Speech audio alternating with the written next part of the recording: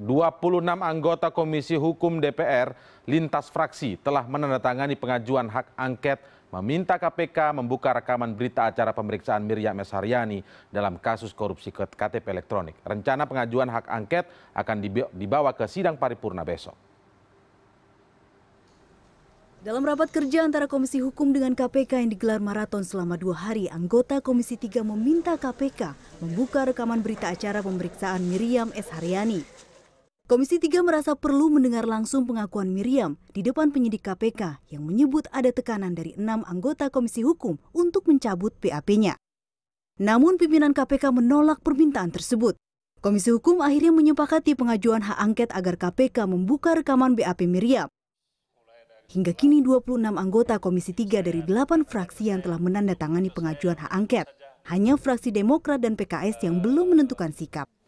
Yang saya tahu memang ada beberapa teman-teman sudah tanda tangan.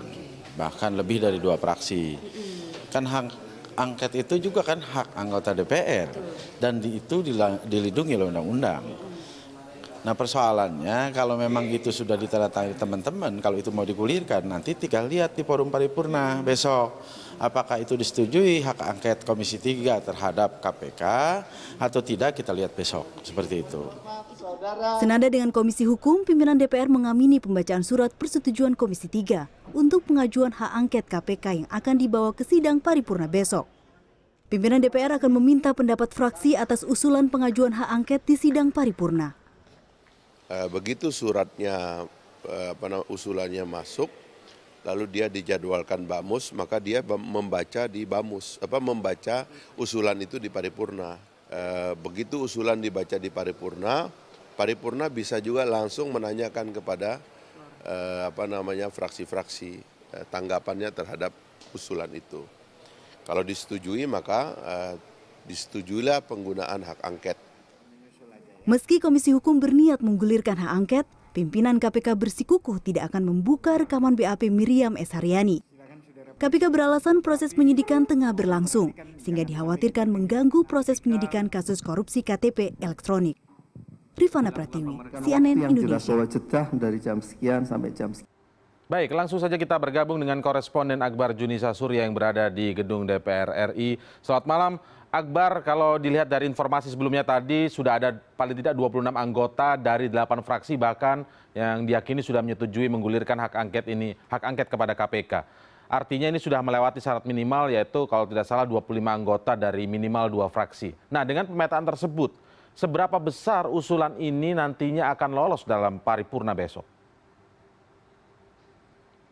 Ya, selamat malam Indra. Memang sebelumnya informasinya adalah 26 anggota sudah menandatangani usulan hak angket KPK tersebut dan ada sedikitnya 8 fraksi yang menyetujui. Namun saya baru saja mendapatkan informasi terbaru terutama dari fraksi PDI Perjuangan dan juga fraksi Gerindra, di mana PDI Perjuangan sendiri secara sikap fraksi sebenarnya belum menentukan apakah akan mendukung hak angket KPK tersebut atau tidak, karena PDI Perjuangan masih akan menunggu poin-poin apa sebenarnya yang akan diangketkan oleh Komisi 3 DPR tersebut yang nantinya akan disampaikan dalam sidang paripurna. Sebelumnya Arsul Sani dari fraksi Partai Persatuan Pembangunan mengatakan bahwa hak angket KPK bukan hanya terkait dengan rekaman berita acara pemeriksaan Miriam S. Haryani saja, yang menyebut ada 6 anggota Komisi 3 yang disebut menekan Miriam ketika diperiksa oleh penyidik dari KPK. Namun ada poin-poin lain seperti kepatuhan KPK terhadap laporan BPK pada tahun anggaran 2015-2016, di mana BPK menemukan ada sedikitnya 7 indikasi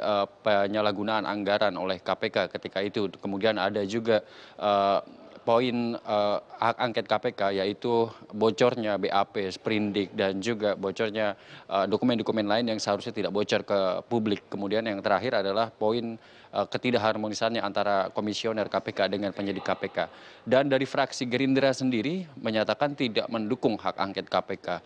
Adapun yang menandatangani dalam hak angket KPK tersebut seperti Desmond J. Mahesa, kemudian ada Masinton Pasaribu, menurut masing-masing fraksi adalah itu merupakan sikap dari pribadi anggota ataupun itu sebagai hak dari anggota yang bersangkutan. Artinya hak tersebut melekat pada masing-masing anggota, yaitu hak untuk bertanya dan juga hak dalam bentuk pengawasan, sehingga mereka menggunakannya dalam bentuk angket. Namun secara sikap fraksi artinya masih bisa berubah dalam sidang paripurna esok hari, Indra. Ini menarik karena beberapa fraksi yang sebelumnya menyatakan mendukung justru saat ini masih berubah-ubah sikapnya. Tadi saya mendapatkan konfirmasi dari PDI Perjuangan, mendapatkan konfirmasi dari fraksi Gerindra. Dan saat ini yang masih juga belum menyatakan sikapnya apakah mendukung atau tidak, itu ada dari fraksi Partai Amanat Nasional. Dari fraksi Demokrat sendiri mendukung dari hak angket KPK tersebut yang nantinya akan dibacakan dalam sidang paripurna, Indra. Menarik untuk kita tunggu sebenarnya bagaimana sikap dari ke-10 fraksi yang ada di DPR ini dalam sidang paripurna esok hari ketika usulan hak angket KPK ini dibacakan oleh pimpinan DPR, Indra. Baik, Akbar, kalau kita lihat nama-nama yang mengusulkan tadi, bahkan yang sempat Anda sebut tadi adalah Masinton Pasaribu, kemudian ada Desmond Mahesa. Ini mengacu pada nama-nama yang juga sebenarnya disebutkan atau disampaikan oleh Novel Baswedan yang mengutip pernyataan Miriam S. Haryani bahwa dirinya ditekan untuk segera mencabut berkas acara pemeriksaan dalam kasus KTP elektronik. Jadi apakah memang benar bahwa sebenarnya dasar dari guliran hak angket ini, walaupun beberapa anggota tadi mengatakan akan ada banyak poin tentang yang akan digulirkan dalam angket, tapi sebenarnya masalah mendasarnya atau yang menjadi basis bergulirnya wacana angket ini adalah disebutnya beberapa nama atau tepatnya 6 nama anggota Komisi 3 yang disebut dalam persidangan kasus KTP elektronik menekan Miriam S. Haryani untuk mencabut berkas acara pemeriksaan. Ya, memang awalnya angket KPK ini berawal ketika seorang anggota dari Komisi 3 DPR ya dari fraksi PD Perjuangan yaitu Masinton Pasaribu mempertanyakan hal tersebut kepada pimpinan KPK dan mendesak kepada pimpinan KPK untuk membuka rekaman dari BAP Miriam S. Haryani tersebut karena ini menyangkut nama baik dan juga menyangkut kebenaran apakah memang benar disebutkan keenam nama tersebut dalam BAP Miriam S. Haryani. Namun KPK sendiri beralasan tidak bisa membuka BAP tersebut atau rekaman BAP tersebut karena tengah melakukan penyidikan dari mega korupsi KTP elektronik dan ini tentu KPK sendiri tidak ingin penyidikan kasus korupsi KTP elektronik ini yang diduga menyeret sejumlah nama politisi teras ini akan masuk ke dalam ranah politik, artinya akan tercampur dengan kepentingan politik.